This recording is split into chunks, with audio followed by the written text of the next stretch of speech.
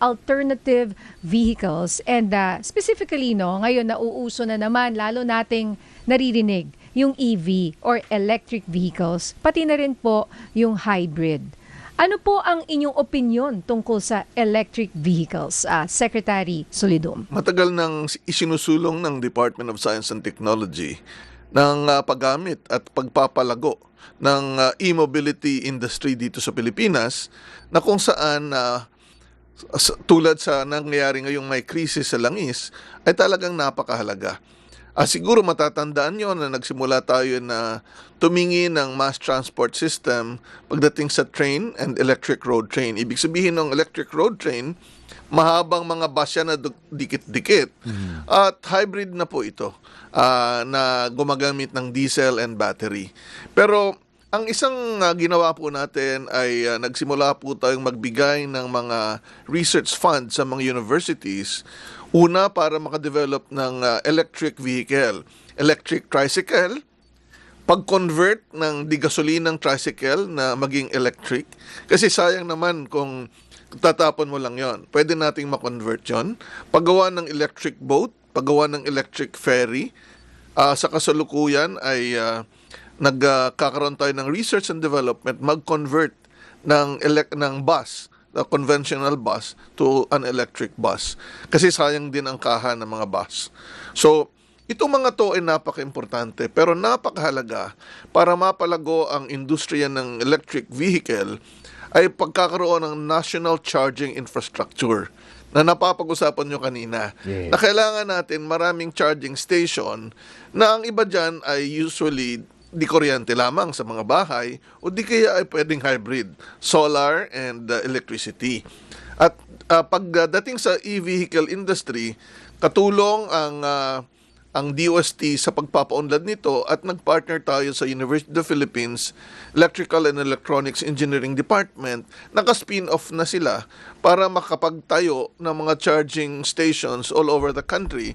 At ang iba dyan ay solar, no? Pwedeng i-convert na solar. Kaya kung mainit, libre ang power mo. Kung umuulan, pwedeng sa kuryente naman.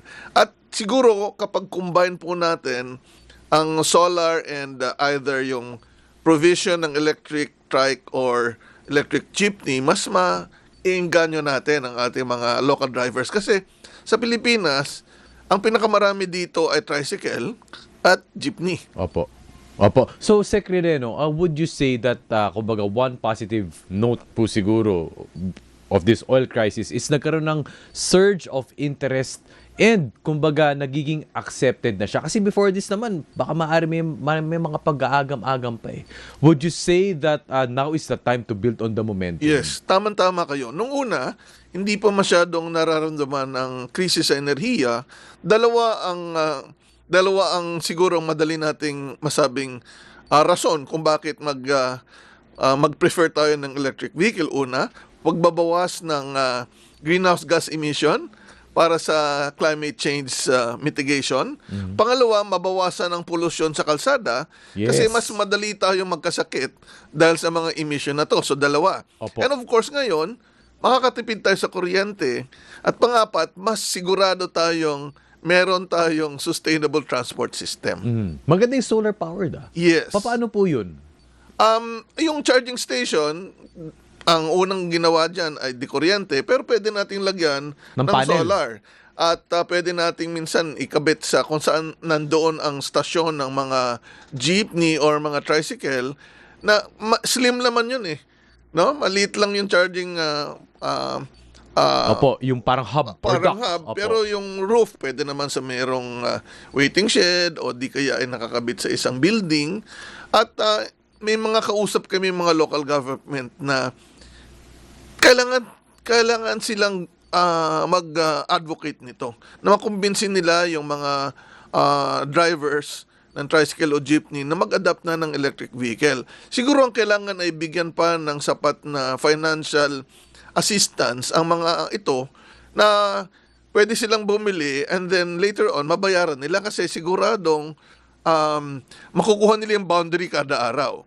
At kunyari solar ang charger, kunyari ang LGU nakabili ng charging at nilibre nila ang charging pag solar, di tipid na tipid sa energy ang ating mga kababayan. Oo. Opo. Sa ngayon po ba, meron bang ganyan na existing na charging hub na may solar assistance? Yes, meron kaming use case sa iba't ibang lugar.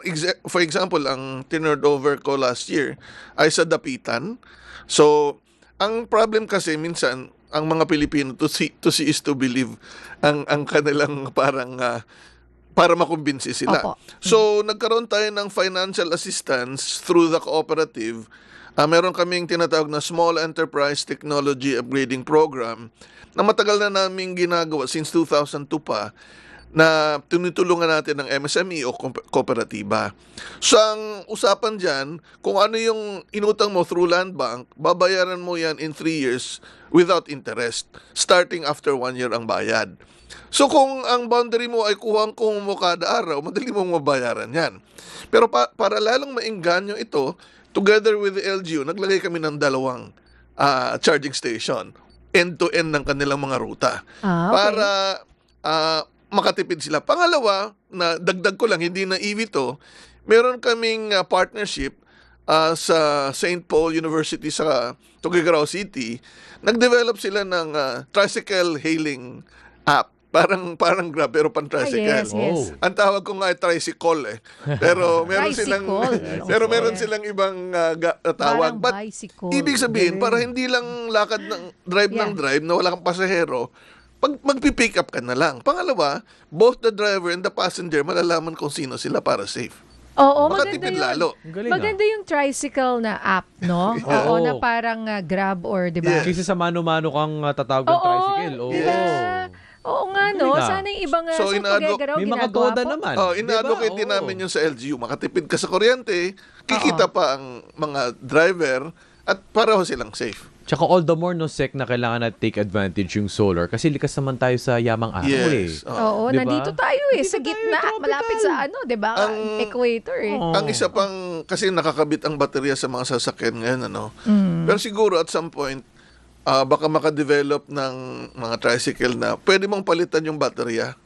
Yung madali lang bang kabit yung baterya and then plug, para yung imbes na gasolina ang bibilhin mo, ipapalit mo na lang yung baterya mo. Mhm. Parang battery swapping station. Para hindi ka na maghihintay na i-charge. Opo. So, ito pong tricycle na e-trike, ano? Saan po mga lugar sa Pilipinas? Nagsimula tayo ang partnership kasi sa Cagayan State University Okay. and UP Diliman and DOST Industrial Technology and Development Institute. So yung dalawang university sa pinakamakinaan electrical sila, pero yung ginamit na shell ng mga tricycle at yung electric tram na binigay natin sa Intramuros Administration ay composite material na may base na abaka para mas matibay. Kasi ang abaka matibay, magaan at malamig. Opo. Kasi minsan mainit sa loob ng mga tricycle. So, sa Cagayan, Tuguegarao, marami po dyan. Meron na tayong nasa ibang lugar sa Mindanao. Yung jeepney na sa Tojo Motors naman ay nasa Cebu, marami, no? So, marami pong ganyan. At yung charging station, minsan nasa mall o di kaya ay nasa ibang LGU. Opo. Sec, ito po, no, we'll ask for your expertise on this kasi may tanong po si Antonio Par. Hi, Sec. I would like to ask, more or less po, general lifespan ng mga EV batteries. Well, ang warranty period usually ay 5 years. So, more or less ganun siguro kung ganun ang warranty. Pero alam mo kahapon, Pero baka tumagal pa yan with time. actually, dun sa MIAS, Manila International Auto Auto Show, Show, ay may in-unveil na 8-year ang Yes. kanilang battery So, warranty. with time kasi may improvement. Now, pagdating sa DOST, nagre-research and development din tayo sa battery. Opo. Kasi pang sasakyan o pang power, tumitingin tayo ng chemical batteries, sodium, meron din tayong battery on hydrogen. So, iba-iba pong mga battery ang tinitingnan namin ngayon, pero syempre, nasa R&D pa, hindi pa ina-apply. Opo. And bukod po dun sa tricycle na sana dumami yan, ano? Oo. Yung pong sabi nyo, e-ferry. Di ba meron na hong e-ferry ngayon, ano? Yes. Saan po ba natin makikita yan? Dito sa Pasig River, Yes. ang tawag natin ay MB Dalaray Electric Ferry na dinonate natin yan sa MMDA para use case na makita nila na una, makakatipid, pangalawa, makakabawas ng polusyon, at di aircon yun. No? Oo, maganda. Saka maganda ang takbo. Kung mapaparami natin ito, isang transport system yan na unang-una makakatipid sa energy at maganda ang passenger experience. At syempre, sana wag mangyari. Kapag nagkaroon ng malaking trahedya like the big one sa Manila, kailangan natin ng river transport system para makapag-transport from different parts of Metro Manila. Ilan po yan? I-ferry natin? Isa dyan sa pa lang. Pasig? Isa pa lang. And ilan Ang gusto po yung namin tao kaya? ay ang MMDA na ang siguro magpondo ng iba pang mga e-ferry na hindi lang yan makakatipid sa gasolina, mapaparami pa natin ang mga trabaho dito sa ating bansa. Sa Opo. totoo lang, ako mahilig ako sa mga ganyan. Pag nasa ibang bansa ako, yung nagre-river ferry ka Cruise, oo. or cruise. Bakit? Kasi dito gusto ko rin sanang gawin pero parang kulang at parang hindi ganun kaaliwalas. 'Di ba? Sana palakasin nila at So ito pagandahin. ay first ever Filipino-made e-ferry. Kung kukumpara natin yan sa imported ferry or even electric ferry ay half the price ng So ibig sabihin, maliban sa mas magandang transport system, ang consequence niyan magkakaroon tayo ng mas maraming trabaho para sa ating mga kababayan. Opo. Ngayon, ang design ng e-ferry kasi hindi pare-pareho sa bawat ilog kasi may mga tulay na masyadong mababa kaya ganyan lang kataas yung ferry. Opo. Sec ngayon, no, So para ilan po, sorry sir, Go ahead. Migs, ilan po yung kayang dalhin or isakay nitong e-ferry? Parang 50, 50? 40 to 50. 40 to 50? 5 tons. Oo. Depende sa ikakarga. Opo, Oo. opo. Pero pagdating po sa at least para lang po dun, no, para mas educated or informed na ating mga listeners, meron po, ano po yung mga challenges ngayon at least ng electric approach na nakikita po ninyo? Well, unang-una, yung pinaka-challenge na nakikita namin is mapapamura pa natin ang production ng mga electric trikes or converted na trike na gasolina to electric or e-jeepney pag meron tayong mas automated na processing. Mas automation ang kailangan natin and investment ng Filipino businessmen. Kasi hindi naman pwedeng gobyerno ang mag-produce yan, private sector yan.